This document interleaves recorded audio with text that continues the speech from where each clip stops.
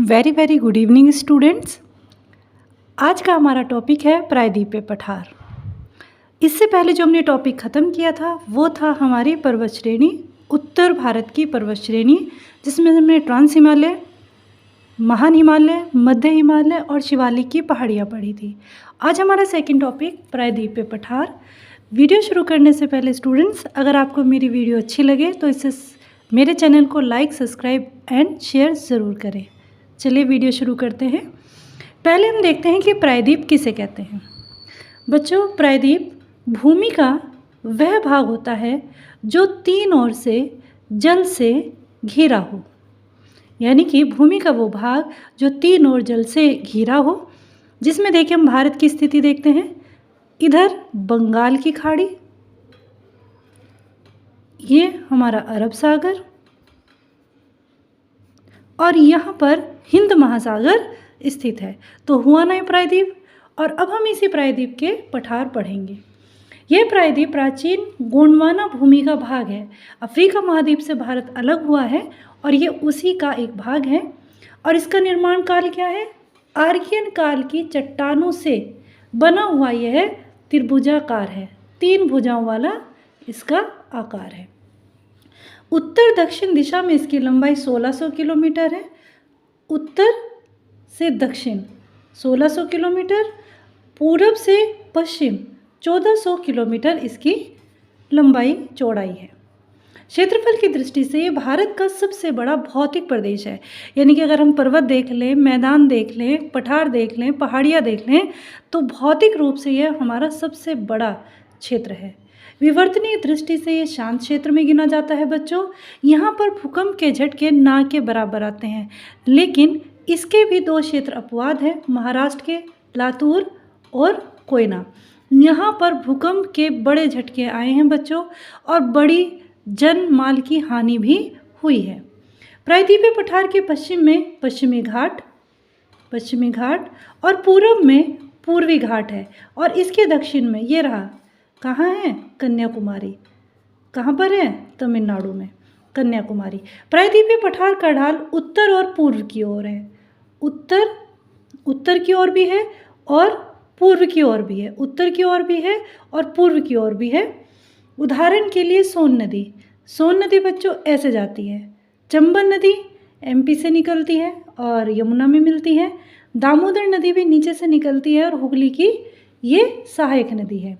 दक्षिण भाग में ढाल पश्चिम से पूर्व की ओर है। अब हम दक्षिण के ढाल पे आते हैं बच्चों।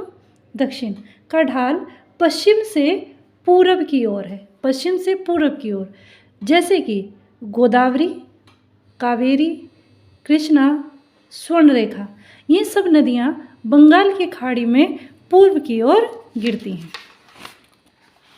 चलिए बच्चों, नेक्स्ट।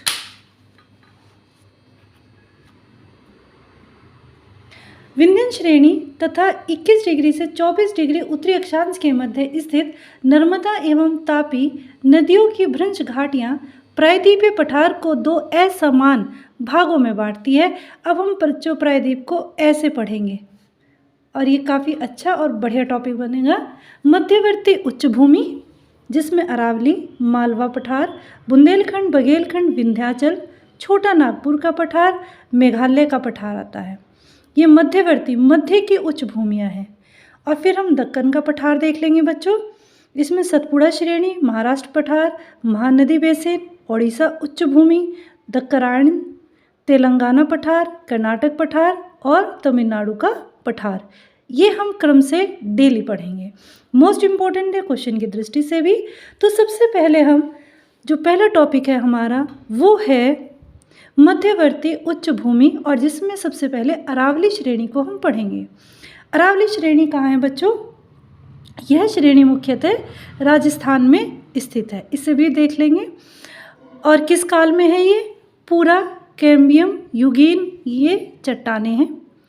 ये बहुत पुरानी चट्टानें हैं, प्राचीनतम चट्टानें हैं, लेकिन समय के साथ इसका अपरदन हो चुका है, जिसकी वजह से अब ये सबसे अवशिष्ट चट्टानों में गिनी जाती है, यानी कि समाप्त होने की तरफ बढ़ रही हैं। इसका सबसे ऊंचा शिखर माउंट आबू है। माउंट आबू जो इसकी पहाड़ी है उसमें स्थित है गुरु शिखर। क्या है? गुरु शिखर। अब ये शुरू कहाँ से होती है? ये शुरू होती है गुजरात का पालनपुर एक जगह है, वहाँ से लेकर राजस्थान से होते हुए, यानी कि गुजरात राजस्थान से होते हुए दिल्ली रायसीन की पहाड़ियों तक 800 किलोमीटर तक की फैली है। यानी कि जहाँ पर हमारा संसद भवन है, राष्ट्रपति भवन है, वो इन्हीं का हिस्सा है। पूरा क्रेमियम युग में यह एक विशाल मोड़दार पर्वत श्रेणी थी, जैसे बच्चों हिमालय है वर्तमान में। इसका विस्तार हिमालय से लेकर लक्षद्वीप तक था, यानी कि जैसे कि अंडमान निकोबार बच्चों हिमालय का पार्ट है, वैसे ही लक्षद्वीप अरावली का एक मुख्य भाग है, मोस्ट इम्पोर्टेंट।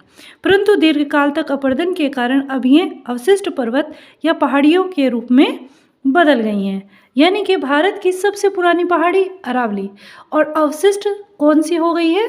अरावली। पुराना हो गया ना, तो अब ये समाप्ति की ओर है। नेक्स्ट देखते हैं इसी में बच्चों,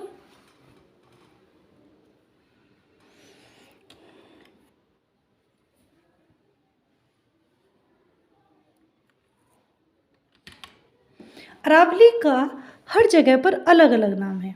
हम तो अरावली कह देते हैं, लेकिन उदयपुर में जरगा हिल कहा जाता है, पहाड़ियाँ। टोडगढ़ में मारवाड़ा हिल्स, अलवर में हर्षनाथ हिल, और उत्तर में, बिल्कुल उत्तर में अगर हम आ जाए तो दिल्ली रेंज, यानी कि रायसीन की पहाड़ियाँ, जिस पर हमारा राष्ट्रपति भवन स्थित है। और राष्ट्रपति भवन किसने बनाया बच्चों? एडविन लुटियंस ने। किसने बनाया? एडविन लुटियंस इसके वास्तुकार थे। यह श्रेणी यानी कि अरावली, अब हम इसकी भौगोलिक स्थिति देखेंगे। यह है बच्चों पालनपुर गुजरात का, ये वाला, और ये अरावली पर्वत श्रेणी शुरू हो जाती है बच्चों, और ये दिल्ली तक जाती है। ये हमारी दिल्ली है। ये हमारी जल विभाजक का कार्य भी करती है, यानी कि जब मानसून, जून से मानसून, बंगाल की खाड़ी से मानसून जब इधर आता है तो राजस्थान तक जाते जाते मानसून हल्का हो जाता है। इस वजह से वह अरावली पर्वत श्रेणी को क्रॉस नहीं कर पाता, इधर नहीं जा पाता। तो यानी कि पर्वत के दो ढाल बन गए, समझिएगा। एक है पवन मुखी ढाल, यानी कि पवन आई पर्वत से टकराई और यहाँ पर क्या हो गई? बारिश। जब हवा हल्की हुई वो इधर आई, और इधर पवन विमुखी ढाल और इधर को वो उतर गई। और इसका मतलब यह है कि यहाँ पर वो बारिश नहीं कर रही। तो पर्वत के दो ढाल होते हैं, पवनमुखी जिससे पवन ऊपर चढ़ती है, पवन विमुखी जिस पे वो नीचे उतरती है, पवन के विपरीत।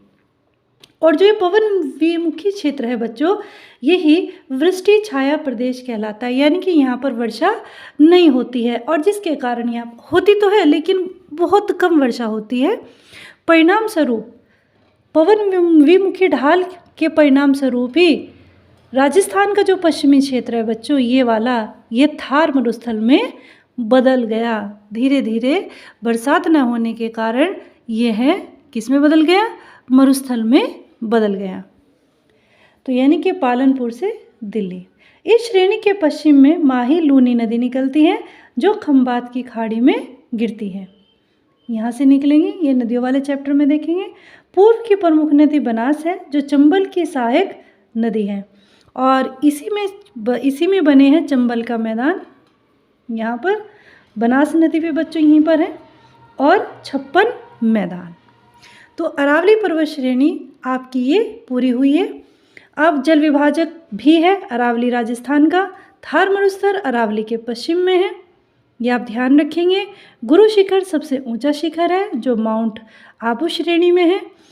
ये बच्चों इसके नाम याद रखने के इम्पोर्टेंट पार्ट्स हैं। आई होप सो आपको आज का वीडियो अच्छा लगा होगा, आपके कॉन्सेप्ट क्लियर हुए होंगे। और लास्ट में अगर आपको मेरा चैनल अच्छा लगे तो लाइक और सब्सक्राइब करना इसे ना भूलें। Thank you.